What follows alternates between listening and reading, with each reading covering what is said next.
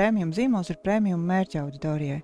Un premium mērķa auditorija ir tāda, kur negribu pirkt arī lētāk, vai ne? Jā. Es negribu sev, man gribās Cloudberry plānotāju, ne tikai tāpēc, ka Cloudberry ir mūsu klients, bet arī tāpēc, ka ir kvalitāte, ir pievienotā vērtība un ir sajūta. Un es zinu, ja es tagad iedomātu, es ietaupīšu 50% un nopirkšu sev kaut kādu līdzīgu.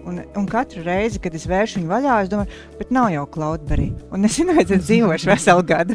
Katru dienu es plānošu savu dienu, es vēršu vaļā un es atcerīšos, bet nav jau tas. Jā. Un tas ir arī, man liekas, tas, ka zīmoliem ir jāizveido tā sajūta, ka cilvēki tik ļoti viņu grib, priekš tādas lietas, ka tu gribi viņu un tu zini, ka tu viņu lietos, ka tu būsi priecīgs, ka tev tā lieta ir. Man patīk šis teiciens par to, ka zīmols reāli ir stāsti, kas dzīvo ļoti pārliecinošu dzīvi citu cilvēku galvās. Jā.